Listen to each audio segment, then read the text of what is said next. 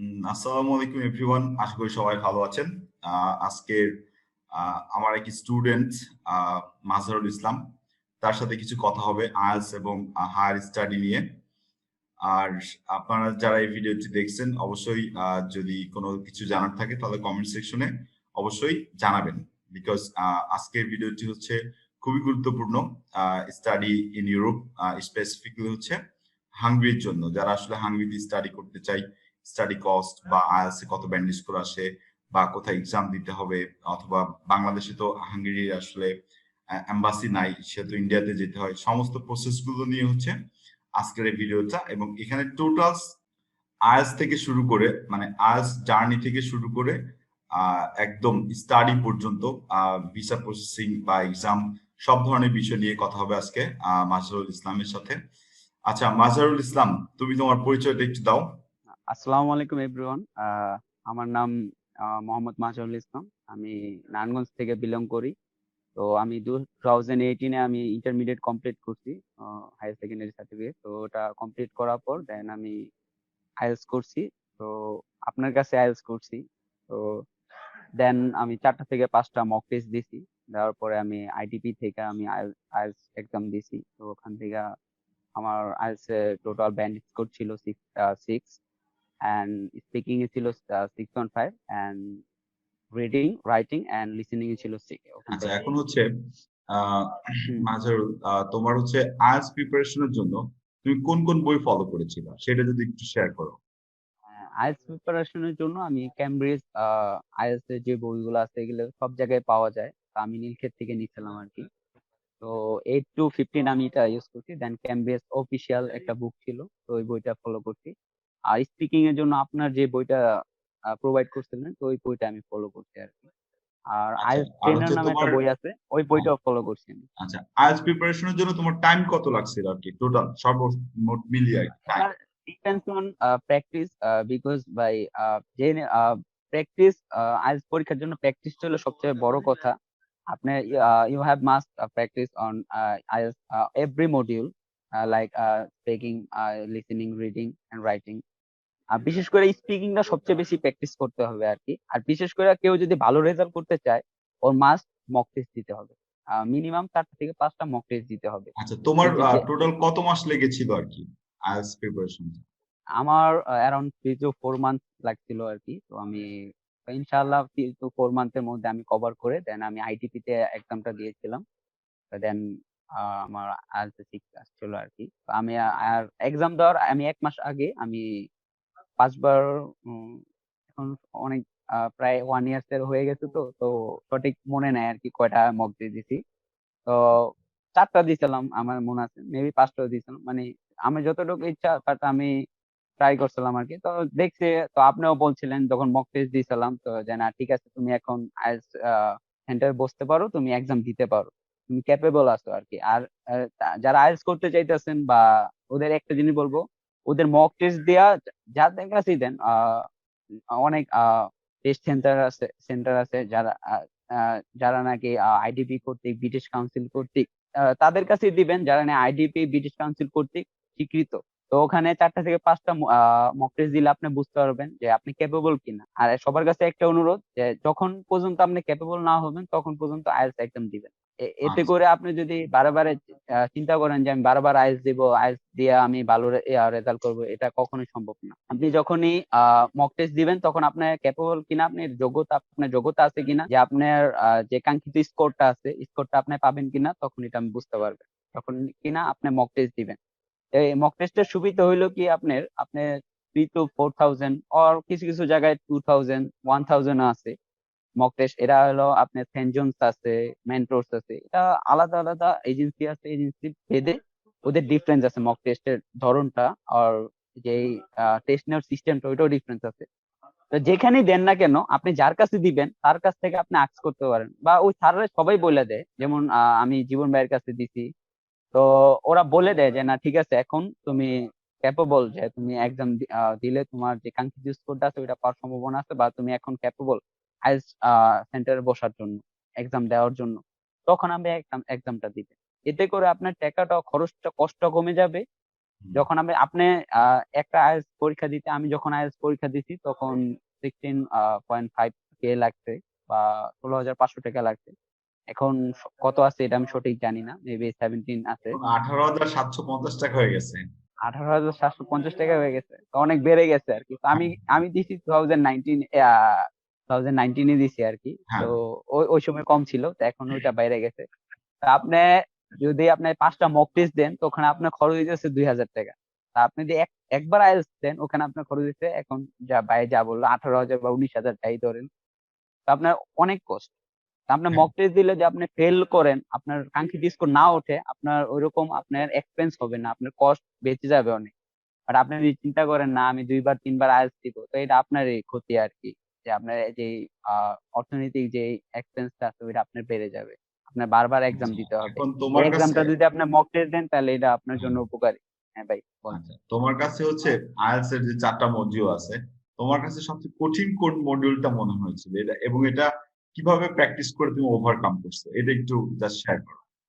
হবে মোটামুটি আইএলটিএস, কারণ আমরা বাঙালি ভাই। সত্যি এটা আমাদের ভাষায় বললে আর কি, যেহেতু আমরা বাঙালি ভাই, আমাদের ইংলিশ, আমাদের জন্য ইংলিশ ল্যাঙ্গুয়েজটা খুব কঠিন। যেহেতু আমরা সবাই যারা কিনা এ লেভেল ও লেভেল থেকে ইংলিশ মিডিয়াম থেকে আসে, তাদের কাছে কোনো মডিউলে কোনো বিগ ডিল না। বাট আমরা যারা বাংলা মিডিয়াম থেকে পড়ালেখা কইরা আসি, তো তাদের জন্য খুবই হার্ড জিনিস। বাট আমার কাছে সবচেয়ে হার্ড মনে হয়েছে রিডিং মডিউলটা। লিসেনিং মডিউল বা রাইটিং মডিউল বলেন, এগুলো প্র্যাকটিস করলে বা রাইটিং মডিউলের জন্য গ্রামারটা ইম্পর্টেন্ট, আপনার সেন্টেন্স মেকিং ইম্পর্টেন্ট, আপনি কোন কোন সেন্টেন্স গুলো ইউজ করবেন ওইটা ইম্পর্টেন্ট। যেমন কমপ্লেক্স, কম্পাউন্ড, সিম্পল, এগুলো আপনি সব আপনি ভেরিয়েন্ট আনতে হবে আপনার। আপনি নর্মাল সেন্টেন্স ইউজ করতে পারবেন না রাইটিং এ ভালো করার জন্য। বাট এগুলো মোটামুটি আমার কাছে সহজ মনে হয়েছে বা ওভারকাম করতে পারছি খুব সহজেই। রাইটিং বলেন, লিসেনিং বলেন, বিশেষ করে স্পিকিংটা আপনার বই পড়ে আমার অনেক উপকার হয়েছে। ইভেন আর স্পিকিংটা সবচেয়ে বেশি উপকার হয়েছে প্র্যাকটিস করার মাধ্যমে। যেমন ফায়াজ ইমেল আছে, ও আর আমি একসাথে আইএলটিএস করছি। হ্যাঁ, হ্যাঁ। তো ও আর আমি সবসময় প্র্যাকটিস করতাম। তো প্র্যাকটিসটা অনেক উপকার হয়েছে আর কি। আর রিডিংটা ওভারকাম সবচেয়ে আমার এটা ইফেক্টিভ হয়েছে ইংলিশ নিউজ পেপার পড়ার মাধ্যমে। হ্যাঁ, আমি প্রতিদিন একটা করে ইংলিশ নিউজ পেপার কিনতাম। আমি কিছু বুঝতাম না, যে আপনি বলছিলেন যে নিউজ পেপার বেশি বেশি করে পড়ার জন্য। তো আমি নিউজ পেপার পড়তাম, রিডিং পড়তাম। তো ওখানে কি হয়েছে, আর রিডিং এর সমস্যাটা হইতেছে একটা, যে ওখানে যে কোশ্চেনটা থাকে ওখানে নর্মাল ওয়ার্ড ইউজ করে না, ওখানে ওরা বেশিরভাগ সিনোনিম ইউজ করে। তো আমাদের বাংলাদেশে যেসব নিউজ পেপার গুলো পাওয়া যায়, যেমন ট্রিবিউন, বাংলা ট্রিবিউন আছে, ডেইলি স্টার আছে। আমি বিশেষ করে ডেইলি স্টার প্রতিদিন কিনতাম। ডেইলি স্টারটা প্রায় আমি 1 মাসের মতো পেপার কিনছিলাম। তো আমি প্রতিদিন এই নিউজ পেপার পড়ে শেষ করতাম। আমি বুঝি বা না বুঝি, আমি আর যে ওয়ার্ড গুলো আমি বুঝতাম না ওগুলো আমি দাগ দিয়ে রাখতাম। তখন ওগুলো আমি ডিকশনারি ইউজ করতাম, ডিকশনারি ইউজ করে ওয়ার্ড গুলো বোঝার চেষ্টা করতাম। তার কারণে কি হয়েছে, তো ওই যে ওয়ার্ড গুলো আছে কোশ্চেনে, ওই ওয়ার্ড গুলো ঘুরে ফিরে আসছে, যে সিনোনিম গুলো আছে। আর বিশেষ করে রিডিং এ ভালো করার জন্য অবশ্যই সিনোনিম গুলো জানা উচিত। যত বেশি জানা সম্ভব তত বেশি সিনোনিম জানা উচিত। তো আমি নিউজ পেপার পড়ার মাধ্যমে আমি অনেক সিনোনিম শিখছি। তো ওখান থেকে আমার অনেক উপকার হয়েছে নিউজ পেপার পড়ার মাধ্যমে। বিশেষ করে রিডিং মডিউলের জন্য। এমনি অন্য যে মডিউল গুলো আছে এগুলোর জন্য অনেক উপকারী। স্পিকিং এর জন্য অনেক উপকারী, যারা রিডিং ভালো পড়তে পারে তাদের স্পিকিং অনেক ভালো। বিশেষ করে রিডিং এর জন্য এটা অনেক ইফেক্টিভ। বিকজ আপনার রিডিং এ যে মডিউলে যে কোশ্চেন গুলো থাকে, কোশ্চেনের প্যাটার্নে অনেক নিউজ পেপারে ওই প্যাটার্নেই আপনার আর্টিকেল গুলো থাকে। তো এই যে আর্টিকেল গুলো পড়ার মাধ্যমে আমি অনেক কিছু শিখতে পারছি, ইভেন অনেক সিনোনিম শিখতে পারছি। বিকজ ওই জায়গায় নর্মাল যে আমরা ইংলিশটা পড়ি, আমাদের এই টেক্সট বুকে যে ইংলিশটা আছে, মেবি এটা ইন্ডিয়ান ইংলিশ হতে পারে। তো এই ইংলিশের মধ্যে যে আহ, যথারীতি যে ল্যাঙ্গুয়েজ গুলো আছে নর্মাল আমরা যেভাবে ইউজ করি, যেমন পিপল বলে আমরা জনগণকে, তো ওখানে লেখা থাকে ইনহ্যাবিটেন্ট, ওখানে ওরা পিপল ইউজ করে না। তো নর্মালি যে আমরা ক্রাইম বলি, তো ওখানে বলে অফেন্স। তো নর্মালি অনেক ওয়ার্ড আছে, বললে অনেক ওয়ার্ড বলা যাবে, বাট আমি দীর্ঘ করতে চাই না আর কি। তো বিশেষ করে যদি রিডিং এ ভালো করতে হয় তো অবশ্যই নিউজ পেপার পড়া উচিত বিশেষ করে। কারণ ওকে। এটার মাধ্যমে অনেক কিছু সিনোনিম জানা যায়, এবং যাবতীয় যা কিছু আছে রিডিং এর, তো অনেক কিছু মিনিমাম 60 to 70% ওভারকাম করা যায় আর নিউজ পেপার পড়ার মাধ্যমে রিডিং যে মডিউলটা আছে। এখন বিষয় হচ্ছে আরেকটা কথা যেটা তুমি আমার সাথে শেয়ার করেছিলে, সেটা হচ্ছে হুম। তোমার হচ্ছে তো তারপর থেকে আমি ফার্স্টে আমি কানাডার জন্য ট্রাই করছিলাম। তো আনফরচুনেটলি, তো এটা হলো সবার লাকের উপর ডিপেন্ড করে। তো কিছু কিছু জায়গায় 6 এ হয়ে যায় বা 6.5 এও হয় না। তো আনফরচুনেটলি আমার হয়নি। তো তারপরে আমি তো ভাইয়ের সাথে বুঝলাম যে ভাই কি করা যায়, যেহেতু আমি রিজেক্ট হয়েছে আর কি। তো তারপর ভাই পরামর্শ দিল যে ইউরোপিয়ান কান্ট্রি গুলাতে অ্যাপ্লাই করার জন্য। তারপর আমি সার্চ করতে থাকলাম যে কোন কান্ট্রিতে কস্ট কম আছে বা কম কস্টে পড়ালেখা করা যায়। দেন আমি হাঙ্গেরি সিলেক্ট করছি। তো দেন হাঙ্গেরিতে অ্যাপ্লাই করছি 2020 তে। তো তখন করোনা চলতেছিল। তো ফার্স্ট যে ইউনিভার্সিটিটা আমি চুজ করছি ওটা ছিল ইউনিভার্সিটি অফ গেওর, ওটা হলো। আর হাঙ্গেরিতে হলো আলাদা আলাদা প্রভিন্স আছে, প্রভিন্সে আলাদা আলাদা ইউনিভার্সিটি আছে, আলাদা আলাদা ইমিগ্রেশন। যেমন বাংলাদেশে ইমিগ্রেশন একটা, প্রত্যেকটা দেশে ইমিগ্রেশন একটা থেকে, বাট এখানে ইউরোপিয়ান কান্ট্রির মধ্যে আমি দেখলাম আর কি যে হাঙ্গেরিতে আহ ওদের আলাদা আলাদা প্রভিন্সে আলাদা আলাদা ইমিগ্রেশন। তো যেমন গেওর যে সিটিটা আছে, গেওর প্রভিন্সে আলাদা ইমিগ্রেশন, ডেব্রেসেন আছে। ওদের যে বিখ্যাত যে সিটি গুলো আছে ওগুলোর মধ্যে হইতেছে ফার্স্ট অফ অল ওদের যে ক্যাপিটাল আছে ওটা হলো বুদাপেস্ট, বুদাপেস্টের পরে গেওর আছে, গেওরের পরে মিসকলস আছে, মিসকলসের পরে ডেব্রেসেন আছে। তো আমার যে ইমিগ্রেশনটা ছিল এটা হলো ডেব্রেসেন ছিল। তো ফার্স্ট অফ অল আমি ট্রাই করছিলাম একটা ভালো ইউনিভার্সিটিতে ভর্তি হওয়ার জন্য, যেহেতু যেহেতু আমার আইএলটিএস স্কোর ভালো ছিল। বাট আর আর আমি ফার্স্ট অফ অল একটা জিনিস বলতে চাই, যারা হাঙ্গেরিতে পড়ালেখা করতে আসতে চান, ওদের ফার্স্ট একটা থিং ওদের জানা দরকার যে যদি আপনারা স্কলারশিপে আসতে পারেন এটা হলো সবার জন্য বেটার। বিকজ অন্য সব কান্ট্রি গুলো আছে, যেরকম জার্মানি আছে, নেদারল্যান্ড আছে, ওখানে আপনারা আসলে আপনারা পার্ট টাইম জব ফেসিলিটিস পাবেন আপনারা যেখানেই থাকেন না কেন। হয়তো বা 1 মাস 2 মাস লেট হবে, এটা আপনার যোগ্যতা অনুসারে আপনি জব পাবেন। বাট হাঙ্গেরির ব্যাপারটা হইতেছে এখানে হলো আপনার সেনজেন যতগুলো কান্ট্রি আছে, 26 কান্ট্রি আছে, ওদের মধ্যে সবচেয়ে গরিব দেশ বলা যায় হাঙ্গেরিকে। তো হাঙ্গেরির মধ্যে যারা স্কলারশিপ পড়ালেখা করতে আসবে তাদের জন্য বেটার। তো বুদাপেস্টে যে ভালো ভালো ইউনিভার্সিটি গুলো আছে, যেরকম বুদাপেস্ট মেট্রোপলিটন ইউনিভার্সিটি, এটা একটা বেসরকারি ইউনিভার্সিটি, তারপরও এটাতে স্কলারশিপ প্রোভাইড করে। দেন এটোবেস লরেন ইউনিভার্সিটি আছে। তো যারা হাঙ্গেরি আসতে চাইতেছেন আমি তাদের সাজেস্ট করব যারাই আসতে চান, রেজাল্ট ডাজন্ট ম্যাটার। তো রেজাল্টটা ম্যাটার করে না, হাঙ্গেরিতে আইএলটিএসটা ম্যাটার করে না, হাঙ্গেরিতে ম্যাটার করে হলো আপনার ইন্টারভিউটা। যেমন অন্য সব যেমন ইউনিভার্সিটি আছে আমেরিকাতে, কানাডাতে, তো ওখানে আপনার ইন্টারভিউ দিতে হয় না অ্যাডমিশন নেওয়ার জন্য। বাট হাঙ্গেরিতে অ্যাডমিশন নেওয়ার জন্য আপনার অবশ্যই ইন্টারভিউ দিতে হবে।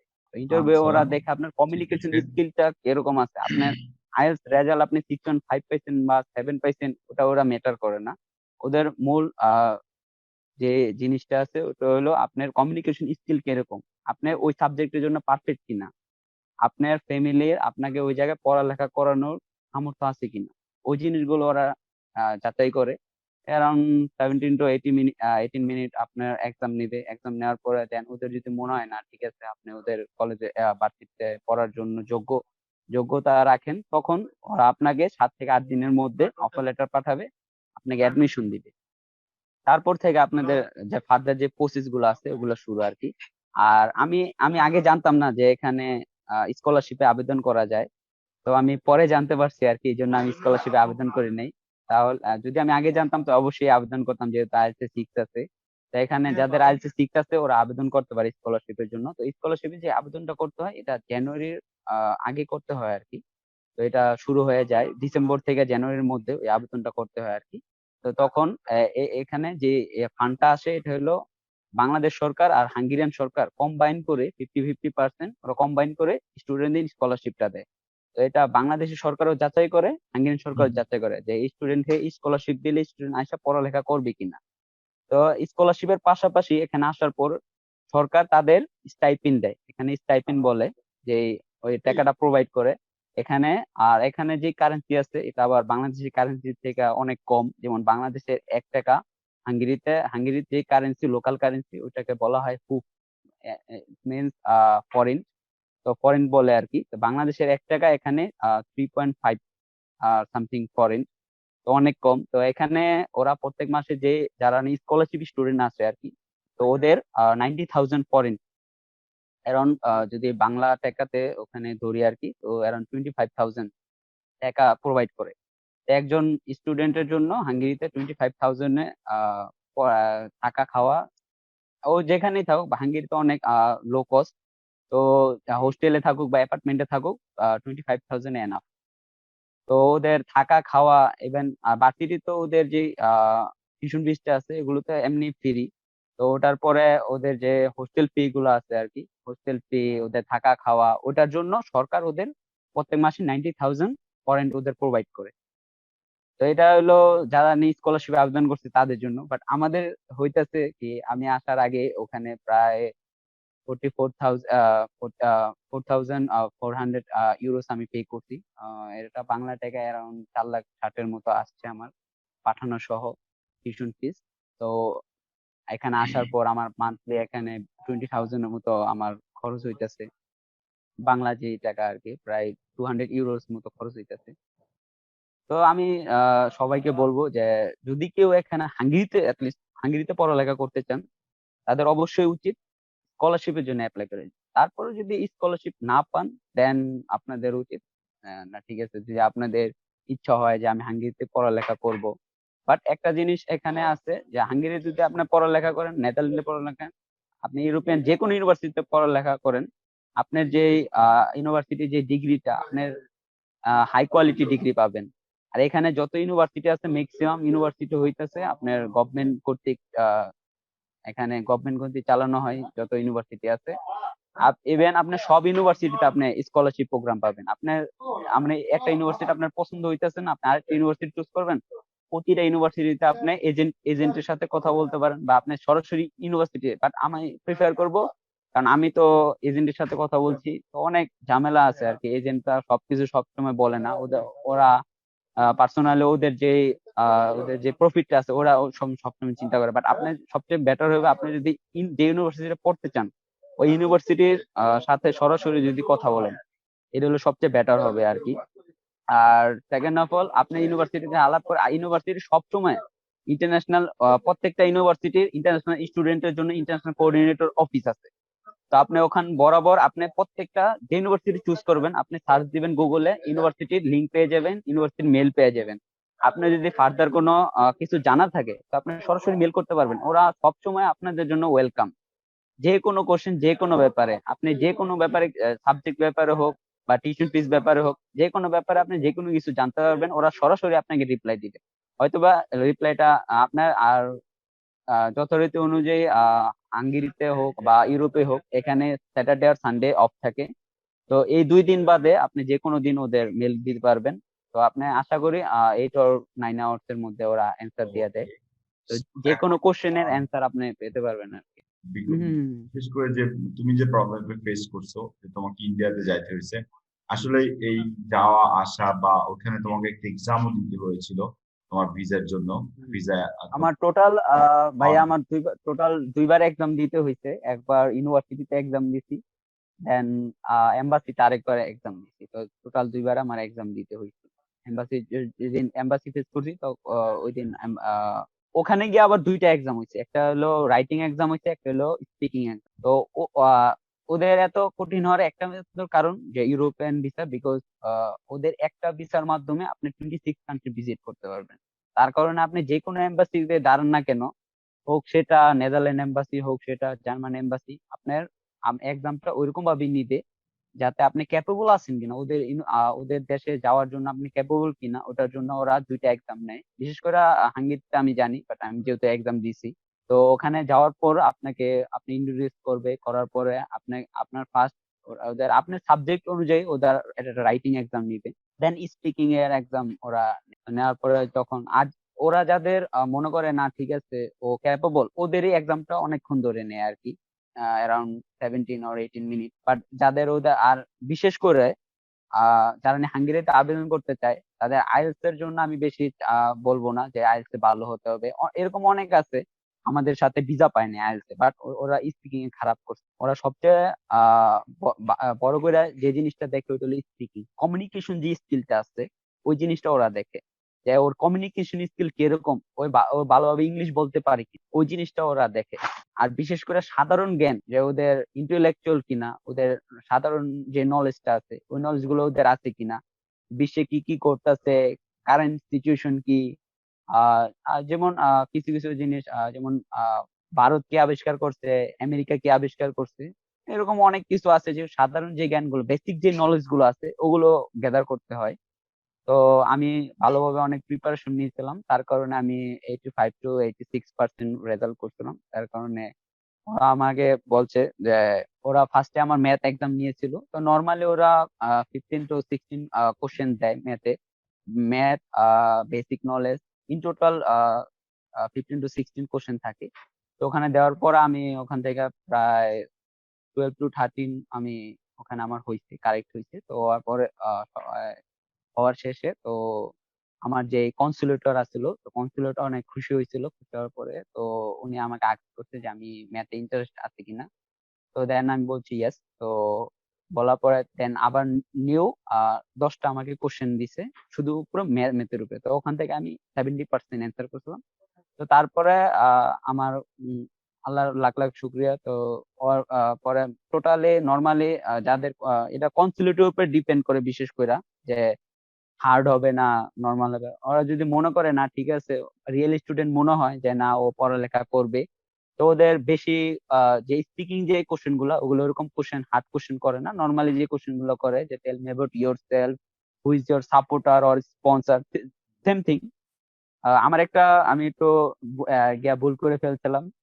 আমাকে আস্ক করছে হু ইজ ইয়োর সাপোর্টার, তো আমি তখন বুঝতে পারিনি যে সাপোর্ট, আমি সবসময় প্র্যাকটিস করছি স্পন্সর। বাট আমার ওই সময় এটা আমার খেয়াল ছিল না যে সাপোর্টার কি। বাট এটা যে চিন্তিত হওয়ার কোনো কিছু নাই, তারা অনেক সাপোর্টিভ। তাদের যে আস্ক করা হয়, যেমন নর্মালি আমরা স্পিকিং এক্সামে যদি কোনো কোশ্চেন না বুঝতে পারি, তখন আমরা যখন যারা যারা এক্সামিনার থাকে তাদের আমরা সরাসরি আস্ক করি, sir could you please repeat again. এইভাবে আমি আস্ক করছি যে sir could you please repeat again, I don't. Then উনি আমাকে রিপিট করছে যে সাপোর্টার মিন্স স্পন্সর। দেন আমি অ্যান্সারটা করছি। তো তখন তারপরে তো নর্মালি ওরা কিছু কিছু আবার ফানি কোশ্চেন করে, যেমন আমাকে একটা ফানি কোশ্চেন করছিল যে how many child do you have. উনি কিন্তু লেখা আছে, আমার আমার সিভি এভরিথিং ওনার কাছে ছিল, উনি সব পেপারস দেখতেছিল আর আমাকে কোশ্চেন আস্ক করতেছিল। তো ওনার কাছে কিন্তু লেখা আছে আছে যে আমি সিঙ্গেল। তারপরে ওরা আস্ক করে, যেমন ওদের একটা বাঙালির সম্বন্ধে ধারণা আছে যে বাঙালিরা মিথ্যাবাদী। বিশেষ করে অনেক এম্বাসি আছে আছে, অনেক এজেন্সি আছে যে ফেক ডকুমেন্ট তৈরি করে। তো এটার জন্য সবাইকে বলবো বি কেয়ারফুল। যেমন আমাদের সাথে অনেক জনের ভিসা রিজেক্ট হয়েছে শুধুমাত্র একটা কারণে, ফেক ব্যাংক স্টেটমেন্টের কারণে। তো বিশেষ করে যারা নিয়ে যে কোনো এম্বাসিতে দাঁড়া করেন, আমি সবাইকে বলবো যে নিজে থেকে স্টেটমেন্টটা দেওয়ার জন্য, যে 5,000 টাকা 10,000 টাকা দিয়ে আমি স্টেটমেন্ট বানাবো, সেটার জন্য আপনার জন্য আপনি ব্যানও খাইতে পারেন। অনেকজন আছে ব্যান খাইছে ফেক ব্যাংক স্টেটমেন্ট বানানোর জন্য। তো আশা আমি সবাইকে অনুরোধ করবো যাতে ফেক ব্যাংক স্টেটমেন্ট যাতে না বানায় আর কি, নিজেরটা আচ্ছা। নিজে দেওয়ার জন্য। তো আর ওখানে সবচেয়ে বড় কথা হলো, এটা আইএলটিএস স্পিকিং হোক আর যেখানে হোক, হেজিটেট হওয়া যাবে না। নর্মালি যেভাবে আমি এখন কথা বলতেছি, আমি ওইভাবে ওখানে কথা বলছি। নর্মালি আমাকে কোশ্চেন জিজ্ঞাসা করছে, তো লাস্টে আমার কোশ্চেন, যে কোশ্চেনটা ছিল ফানি কোশ্চেন ছিল যে how many child do you have. Then আমি অ্যান্সার দিছি no sir I am single. Normally আমি answer okay okay okay I know. Then লাস্টে উনি বলছে যে আই নো। তো ওকে, এরকম এখন আর এরকম কোশ্চেন করতেই পারে। তোমার হচ্ছে বলে। এই যে ইন্ডিয়াতে গেছো, তারপর হচ্ছে এক্সাম অ্যাটেন্ড করছো, এরপর হচ্ছে এয়ার হুম। টিকেটস, তারপর হচ্ছে স্টাডি কস্ট, তোমার সর্বমোট কত খরচ হয়েছিল বাংলাদেশ থেকে তোমার হাঙ্গেরিতে যাওয়ার জন্য? টোটাল, ইন টোটাল, মানে যতটুকু মনে করতে পারো তোমার। টোটাল আমি আমি আহ আহ, হাঙ্গেরিতে আসা, এটা ডিপেন্ড করে বাই এজেন্সির উপরে বা আপনার উপরে। আপনি যদি এজেন্সি ইউজ না করে নিজেরটা নিজে করেন, তাহলে আপনার কস্টটা মিনিমাম 2 থেকে 2.5 লাখ কমে আসবে। যেমন আমার ইন টোটাল ইন্ডিয়াতে যাওয়া আসা, আমি যেহেতু 2বার গেছি। আমি ফার্স্ট টাইম আমি ইন্টারভিউ দিয়েছি ডিসেম্বরের 23rd-এ। দেন ওখানে দেওয়ার পরে আমরা বাংলাদেশে চলে আসছি, বিকজ আমার সিউরিটি ছিল না। ওরা 15 থেকে 20 দিন একটা সময় নেয়, নেওয়ার পর ওরা অ্যান্সার দেয় যে আপনি ভিসা অ্যাকসেপ্ট হয়েছে না রিজেক্ট হয়েছে। তো হুম। আমি আসার পরে এই বছর 6 জানুয়ারি আমার মেসেজ আছে যে please kindly submit your passport as early as possible to enable us proceed with the decision. This means your visa is approved. ওদের যে নিয়মটা, ওরা ডাইরেক্টলি আপনার ভিসা অ্যাপ্রুভ কিনা ওটা ওরা মেনশন করে না। ওরা জাস্ট আর যদি আপনার ভিসা অ্যাপ্রুভ না হয় তখন তো তারা ওটা মেনশন করে দেয় যে please collect your visa decision, আচ্ছা ইটস মিনস আপনার ভিসা রিজেক্ট হয়েছে। আর যদি ওরা আপনার পাসপোর্ট চায় যে না ঠিক আছে, আর যখন আপনি ইন্টারভিউ দিবেন তখন তারা আপনাদের যে অরিজিনাল যে ডকুমেন্ট গুলো আছে, আপনার আইএলটিএস সার্টিফিকেট থেকে শুরু করে আপনার educational qualification, bank statement, asset valuation, all and everything, যখন আপনি কাগজপত্র গুছাইবেন তখন আপনি সব জানতে পারবেন কি কি কাগজপত্র, কোন কোন কান্ট্রির জন্য কি কি কাগজপত্র লাগে। আর বিশেষ করে আপনি ওদের ওয়েবসাইটে যখন আপনি হাঙ্গেরির এম্বাসি ওয়েবসাইটে যাবেন, ওখানে একটা রিকোয়ারমেন্ট আছে যে আপনার এই কাগজপত্রগুলো, আপনার এক্সট্রা কোনো কাগজপত্র দেওয়ার দরকার নাই যেগুলো আপনার লাগবে না, এগুলো ওরা এখন পছন্দ তোমার করেন না। যে যেমন টোটাল কত টাকা আসছিল তোমার মানে এজেন্সি কস্ট? আমার টোটাল 10 লাখের মতো আমার খরচ হয়েছিল, আমার টোটাল, বিকজ বাংলাদেশ আমার থেকে তোমার 4 লাখ।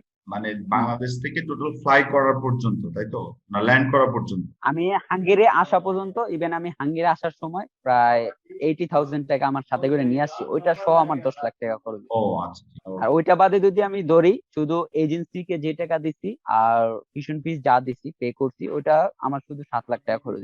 দেন আমার ইন্ডিয়াতে যাওয়া আসা, আমার সাথে টাকা নিয়ে আসছি, এটা সবাই নিয়ে আসতে হয়, কারণ আইসা তো কোনো জব পাওয়া যায় না। আর আবার যারা স্কলারশিপে আসবেন তাদের কোনো প্যারা নেই, বিশেষ করে তারা প্রত্যেক মাসে সরকার থেকে টাকা পাবেন, ইভেন ফ্রি পড়ালেখা পাবেন। তারপরে আবার একটা শর্ত আছে, স্কলারশিপে যারা আসবেন তারা যদি আবার রেজাল্ট খারাপ করেন, যেমন এটা আমার নর্মালি বাংলাদেশে হয়, যারা স্কলারশিপ পায় তাদের যদি, যেমন যেরকম আমি ইউনাইটেড ইন্টারন্যাশনাল ইউনিভার্সিটিতে আমি একটা সেমিস্টার কমপ্লিট করছি, তো ওখানে যেরকম ছিল, তো 3.50 সিজিপিএ 3.50 উপরে পাইলে 50% স্কলারশিপ দিত, তো আমি 50% স্কলারশিপ পাইছিলাম আর কি। তো ওখানে একটা সিস্টেম আছে যে আপনার যদি রেজাল্ট যদি ডাউন হয়ে যায় বা কমে যায় সেমিস্টার পরে, তো তখন আপনি আর স্কলারশিপটা পাবেন না। আর এখানে হাঙ্গেরিতে নিয়ম হলো আপনি ফেল করতে পারবেন না, যখন আপনি ফেল করবেন আপনি স্কলারশিপ ক্যান্সেল হয়ে যাবে, তখন থেকে আপনার আবার টিউশন ফিস পে করতে পারবেন, আপনি সরকার থেকে কোনো টাকাও পাবেন না। তো এটার জন্য বি কেয়ারফুল। কেউ যদি সত্যি পড়ালেখার ইচ্ছা থাকে না যে আমি পড়ালেখা করব হাঙ্গেরিতে আইসা, তাহলে আমি মোস্ট ওয়েলকাম। আর বিশেষ করে সবাইকে আমি একটা অনুরোধ করব, সিটিতে যে ইউনিভার্সিটি গুলো আছে, বিশেষ করে বুদাপেস্ট মেট্রোপলিটন ইউনিভার্সিটি, এটোভিসক্লোন university, Debrecen, university of Debrecen, university of Miskolc, university of Gyor, এইসব ইউনিভার্সিটিতে অ্যাপ্লাই করার জন্য সবাইকে আমি ইনসিস্ট করব আর কি। বিকজ আমি যে ইউনিভার্সিটি অ্যাপ্লাই করছি এটা হলো একদম ধরতে গেলে ডেব্রেসেনের মধ্যেই পড়ছে, এটা হলো নিরে হাজার সিটি, তো এটা হলো একদম ভিতরে। তো আমাদের যে ইউনিভার্সিটিটা আছে ওই ইউনিভার্সিটিতে আমি হলো ফার্স্ট স্টুডেন্ট, ইন্টারন্যাশনাল স্টুডেন্ট হিসেবে। আমার পরে আরো 2-3 জন আসছে আর কি, বাংলাদেশে আছে। তো এখন আমরা 5 জন স্টুডেন্ট আছি সর্বমোট। তার মধ্যে 4 জন বাংলাদেশি, 1 জন পাকিস্তানি আর কি। তো বিশেষ করে অন্য সব ইউনিভার্সিটিতে যখন আপনি যাবেন তখন প্রায় 200-250 স্টুডেন্ট থাকবে, যেখানে আমরা শুধু 5 or 6। তো ওকে, দ্যাটস ঠিক মিন। আছে তাহলে। মাজহারুল, অনেক ধন্যবাদ তোমাকে। আর তাহলে ভালো থাকো।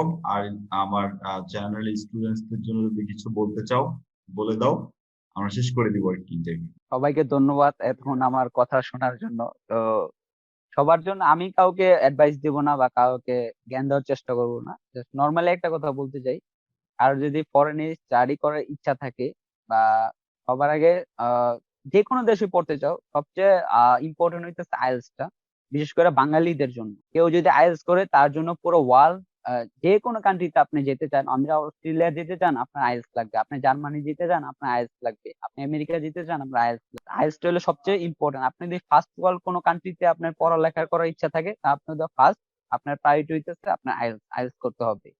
সেকেন্ড অফ অল, আপনি যে কান্ট্রিতে, আমার এক ফ্রেন্ড আছে তো, ও আইএলটিএস করছিল তো, বাট ওর সঠিক তথ্যের কারণে ও অনেক ডিফিকাল্টিস ফেস করছে, এটা আপনাকে আমি শেয়ার করছিলাম ভাই।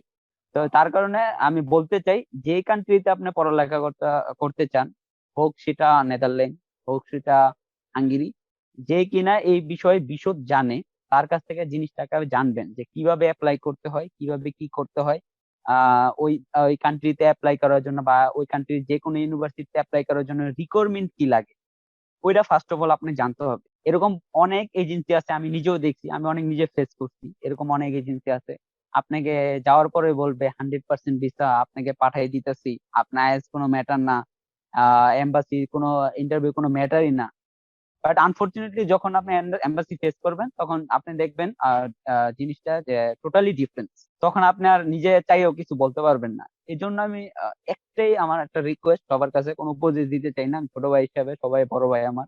তো একটাই রিকোয়েস্ট করতে চাই যে যে দেশে অ্যাপ্লাই করেন বিশদভাবে আগে জানেন দেশ সম্পর্কে, ওই দেশ সম্পর্কে জানেন, ওই দেশের কোন ইউনিভার্সিটিতে অ্যাপ্লাই করবেন ওইটা সম্পর্কে জানেন, কোন সাবজেক্টে অ্যাপ্লাই করতেছেন ওই সম্পর্কে জানেন, আপনার রিকোয়ারমেন্ট কি লাগবে ওইটা সম্পর্কে জানেন, কি কি জিনিস আপনার অ্যাপ্লাই করতে কি কি লাগে ওগুলো সম্পর্কে জানেন।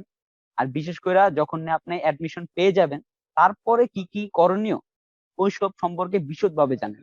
কোনো কিছু সম্পর্কে যে অল্প কোনো কিছু জানা জেনে আপনি কোনো কিছু করবেন না। বিশদভাবে যে আপনার কি কি ডকুমেন্টস গুলো লাগবে, অ্যাসেট ভ্যালুয়েশন লাগবে, বিশেষ করে ব্যাংক স্টেটমেন্ট লাগবে, এগুলো সম্পর্কে ভালোভাবে জানেন যে কোন কোন ইউনিভার্সিটিতে কোন কোন রিকোয়ারমেন্ট লাগে, আচ্ছা, কোন তোমার ব্যাংক ইউনিভার্সিটিতে স্টেটমেন্ট কত দেখানো লেগেছে? ভিসার ভিসার ওকে ভাই আমি বলে শেষ করি। কোন ইউনিভার্সিটিতে ভিসা রেশিও কিরকম, বিশেষ করে ওই জিনিসগুলো জানবেন। আর বিশেষ করে হাঙ্গেরিতে আপনার একটা জিনিস আপনি খেয়াল করবেন, বুদাপেস্ট মেট্রোপলিটন ইউনিভার্সিটি আছে, এটবস লরেন ইউনিভার্সিটি আছে, ইউনিভার্সিটি অফ গেওর আছে, ইউনিভার্সিটি অফ পেস আছে, হুম। ইউনিভার্সিটি অফ ডেব্রেসেন আছে। এইসব যে ইউনিভার্সিটি গুলো আছে এগুলোতে ভিসা রেসে সবচেয়ে বেশি, বিশেষ করে যারা হাঙ্গেরিতে আবেদন করতে চান। তো এটা আর সবচেয়ে বড় কথা হলো এটা হলো আল্লাহর উপর ডিপেন্ডেন্ট যে কে ভিসা পাবে কে ভিসা পাবে না। আমার সাথে এরকম একজন স্টুডেন্ট আছে, কেউ বললে হয়তো বিশ্বাস করবে না, ওর আইএলটিএস 7 ছিল বাট ভিসা পায়নি। আর ও, এরকম স্টুডেন্ট আছে যার আইএলসি ছিল না, ও ভিসা পেয়ে গেছে হাঙ্গেরিতে। আচ্ছা, তো তোমার ব্যাংক টোটালি স্টেটমেন্ট কত লেগেছিল? লাখ। আমার ব্যাংক স্টেটমেন্ট মাত্র 18 লাখ দেখাইছে, ও, 18 সিক্স লাখ মান্থের ছিল। তো 18 লাখ। আর বিশেষ করে হাঙ্গেরিতে ওইরকম হাই কোয়ালিটি ব্যাংক স্টেটমেন্ট দেখাইতে চায় না। আর বিশেষ করে যারা হাই কোয়ালিটি দেখাবে ওরা ওরা অ্যাকসেপ্ট করে। আমি সবাইকে ইনসিস্ট করব 17 থেকে 20 বা 22-এর মধ্যে যদি হাঙ্গেরিতে অ্যাপ্লাই করে এরকম যে অ্যামাউন্টের ব্যাংক স্টেটমেন্ট দেখানোর জন্য। বিকজ আপনি যদি বেশি দেখান তো বিশেষ করে হাঙ্গেরি যে কান্ট্রি আপনার, ওরা চাইবো যে আপনি যদি ওখানে আবেদন করেন আর কি, ওরা চায় যে আপনার 4 বছর পড়ালেখার করার জন্য আপনার পর্যাপ্ত পরিমাণ মানি, আপনার এফডিআর আছে কিনা, ফিক্সড ডিপোজিট যেটা বলে, তো ওইটা আছে কিনা। তো আপনি এখানে হাঙ্গেরিতে আপনার পড়ালেখা করার জন্য আপনার সর্বোচ্চ 4 বছর দিয়ে আপনি পড়ালেখা করেন, আপনার খাওয়া দাওয়া, আপনার টিউশন ফিস, এভরিথিং আপনার খরচ আছে সর্বোচ্চ 15 থেকে 16 লাখ টাকা বা 16,000 ইউরোস। ওরা ইউরোসে হিসাবটা করে, বাট ওদের কারেন্সি আলাদা, বাট ওরা যারা ইউরোপিয়ান কান্ট্রিজ ওরা সবাই ইউরোসে হিসাব করে। তো আপনার এ টু জেড ওরা আপনার দেখবো আপনার এবিলিটি আছে কিনা, আপনার ফাদারের এবিলিটি আছে কিনা, বা যেই আপনার স্পন্সর হোক, আপনার ভাই হোক সে আপনার ভাই, হোক সে আপনার মা, হোক সে আপনার বাবা। তো ওরা দেখবে যে আপনার বাবা, আর সবচেয়ে বড় জিনিস হইতেছে আপনার বাবা কি করে, আপনাকে ওখানে পড়ালেখা করানোর এবিলিটি আছে কিনা, ওই জিনিসগুলো ওরা দেখবে। তো এটাই সবাইকে বলবো যে যাই করেন সবচেয়ে ফার্স্ট ওদের জিনিস হইতেছে বিশদভাবে আগে জানেন। অল্প বিদ্যা, একটা বাক্য আছে, অল্প বিদ্যা ভয়ঙ্করী। অল্প কোনো জিনিস জেনে কখনো কোথায় কোনো অ্যাপ্লাই করবেন, আর বিশেষ করে এজেন্সির ফাঁদে পড়বেন। এরকম অহরহ আমি জিনিস দেখছি, এজেন্সির ফাঁদে পড়ে অনেকজন সর্বোচ্চ হারাইছে, ইভেন অনেক টাকা পে করছে। আর ভিসা হওয়ার আগে একটা টাকাও পে করবেন না বিশেষ করে কোনো এজেন্সি। শুধুমাত্র আপনি টিউশন ফি, আপনি যদি 10 লাখ টাকা টিউশন ফি ওইটা আপনি পে করবেন। আর আপনি এজেন্সির মাধ্যমে পে করবেন, আপনি সরাসরি ইউনিভার্সিটির সাথে কথা বলবেন, ইউনিভার্সিটি থেকে আপনি ইউনিভার্সিটি অ্যাকাউন্ট নিবেন, নিয়ে নিজে পে করার চেষ্টা করবেন, যাতে করে আপনি যদি ভিসা নাও পান আপনার টাকাটা যাতে সরাসরি ব্যাক করে ইউনিভার্সিটি। আর যা যা করার সব নিজে করার চেষ্টা করেন। বিশেষ করে আমি সবাইকে একটা রিকোয়েস্ট করব এজেন্সি ইউজ না করার জন্য। আচ্ছা, একদম ইজি ভাই, যারা না আইএলটিএস করবেন একদম ইজি। এমন না যে আপনি সবকিছু বুঝবেন, আপনি ইউনিভার্সিটি ওয়েবসাইটে যাইবেন ভাই, গিয়া দেখবেন ওখানে সবকিছু লেখা আছে, আপনি কিভাবে অ্যাপ্লাই করবেন ওইটাও লেখা আছে। এটা সিম্পল জিনিস, ওইরকম কঠিন কোনো ইংলিশে না। আপনি যদি আইএলটিএস না করেন তারপর আপনি নর্মালি জিনিসটা বুঝতে পারবেন যে আপনি কিভাবে অ্যাপ্লাই করতে পারবেন। আপনি আপনার সার্টিফিকেট গুলো সাবমিট করবেন, ওরা আপনার অ্যাডমিশনের জন্য একটা অ্যাডমিশন টেস্ট হয়, ওই টেস্টটা আপনার নেওয়ার জন্য আপনাকে মেল করবে। তখন আপনি যখন অ্যাডমিশন টেস্ট দিবেন, দেওয়ার পরে আপনার 7 থেকে 8 ও পরের দিন 2 দিন 3 দিন মধ্যে আপনাকে জানাই দিবে যে না ঠিক আছে আপনি ক্যাপেবল আছেন, আপনাকে ওরা অ্যাডমিশন দিবে। তখন আপনার 7 থেকে 8 দিনের মধ্যে আপনাকে অফার লেটার এসে পড়বে। অফার লেটার আসার পর আপনার যাবতীয় যা কাগজপত্র আছে ওগুলো গুছাইবেন, গুছানোর পর আপনি এম্বাসিতে একটা মেল করবেন আপনার অ্যাপয়েন্টমেন্ট জন্য। এটা আশা করি সবাই জানে, যে কোনো এম্বাসিতে আপনি ফেস করেন বা ইন্টারভিউ দেন, আপনার সবার সবার আগে প্রথম কাজ হইতেছে আপনার অ্যাপয়েন্টমেন্ট নেওয়া। তো তো অ্যাপয়েন্টমেন্ট নেওয়ার পরে তো আপনি এম্বাসি ফেস করবেন। আর বিশেষ করে ইউরোপিয়ান যে এম্বাসি গুলো আছে 4-5টা বাদে সবগুলো ইন্ডিয়াতে, বাংলাদেশের সব এম্বাসি নেই। বাংলাদেশে আমার জানা মতে Denmark, Netherland, Spain, France and Germany, এই 5 থেকে 6টা এম্বাসি আছে। আর বাকি যে এম্বাসি গুলো আছে এগুলো সবগুলো ইন্ডিয়াতে। তো ফার্স্ট অফ অল আপনি কাগজপত্র গুছানোর পর আপনার ইন্ডিয়ান ভিসা নিতে হবে, দেন আপনাকে ইন্ডিয়া যেতে হবে, দেন আপনার ফার্দার যে কাজগুলো আছে ওগুলো করতে হবে। আর সবচেয়ে লাস্ট কথা হইতাছে, যেখানেই যাওয়ার চেষ্টা করেন, যেখানে যেতে চান, সবার আগে হলো আহ আপনার ইচ্ছা ঠিক করেন, ধীরস্থির হন, ধীরস্থির ভাবে ঠান্ডা মাথায় চিন্তা ভাবনা করে যে আমি এই ইউনিভার্সিটি, আমি এই কান্ট্রিতে পড়তে চাই। ওই কান্ট্রির রিকোয়ারমেন্ট জানেন যে আইএলটিএস এ এত রিকোয়ারমেন্ট লাগে, যেমন কানাডায় পড়ার জন্য মিনিমাম রিকোয়ারমেন্ট 6 বা 6.5 আপনার থাকতে হবে, আমেরিকাও তাই। আর নেদারল্যান্ডের রিকোয়ারমেন্ট হলো একটু কম, আপনার 5.5 আপনি নর্মালি অ্যাপ্লাই করতে পারবেন ফাউন্ডেশন কোর্সে। আর যদি আপনার 6 থাকে তখন আপনি ডাইরেক্ট কোর্সে অ্যাপ্লাই করতে পারবেন। আর নেদারল্যান্ডের আমি যতটুকু জানি আর কি, তো ওখানে আমার কষ্ট বেশি পড়বে, এই কারণে আমি অ্যাপ্লাই করিনি। বিকজ দ্যাটস ওয়াই আমি হাঙ্গেরিতে অ্যাপ্লাই করছি। তো ওকে। তো সবার কাছে একটাই রিকোয়েস্ট, সবার লাস্ট কথা হইলো, যদি আমার ভুল ত্রুটি হয়ে থাকে কোনো কথাবার্তায়, তো আমি তো অনেক বিজি ছিলাম আজকে, তারপরও ভাইয়ে যেহেতু বলছে ঠিক আছে, তো ভাইয়ের কারণে মোটামুটি আমি অনেক কিছু জানতে পারছি, অনেক কিছু শিখতে পারছি। বিশেষ করে উনি আমাকে স্যার না, উনি যেহেতু আমি ভাই বলে সম্বোধন করতেছি, উনি আমাকে একজন বড় ভাই হিসাবে সবসময় আমার পাশে ছিলেন। তো এই জন্য আমি সময় ভাইকে যে সবার জানা উচিত যে রিয়েল থিংটা কি। আপনি যে কোনো এজেন্সিতে যাবেন, আপনাকে পাঠাই দিবে, সাথে সাথে আপনাকে বলবে, আশ্বাস দিবে যে ভাই কোনো ম্যাটার না, আপনি আবেদন করেন, অ্যাপ্লাই করেন, আপনি 50,000 টাকা দেন, 60,000 টাকা দেন, 1 লাখ টাকা দেন, আপনি 10,000 টাকা দেন, দিয়া আপনি একটা ফাইল খোলেন, খুললে আপনি অ্যাপ্লাই করবেন। ভাই কোনো কিছু হবে না ভাই, কারো হাতে কোনো ক্ষমতা নাই যে আপনাকে সরাসরি আপনাকে ফরেনে পাঠাই দিবে। এটা আপনার নিজের যোগ্যতার কারণে আপনি পাবেন। আর সবচেয়ে যোগ্যতার পরে সবচেয়ে বড় জিনিসটা হলো আপনার ভাগ্য। কারণ আমি অনেক লোক দেখছি যাদের আইএলটিএস ভালো, পেপারস ভালো, বাট আনফরচুনেটলি ভিসা পায়নি। আবার এরকমও স্টুডেন্ট ছিল আমাদের সাথে, আমরা 52 স্টুডেন্ট আমাদের এজেন্সি থেকে দাঁড়াইছি, ওখান থেকে অনলি 3 ভিসা পাইছে।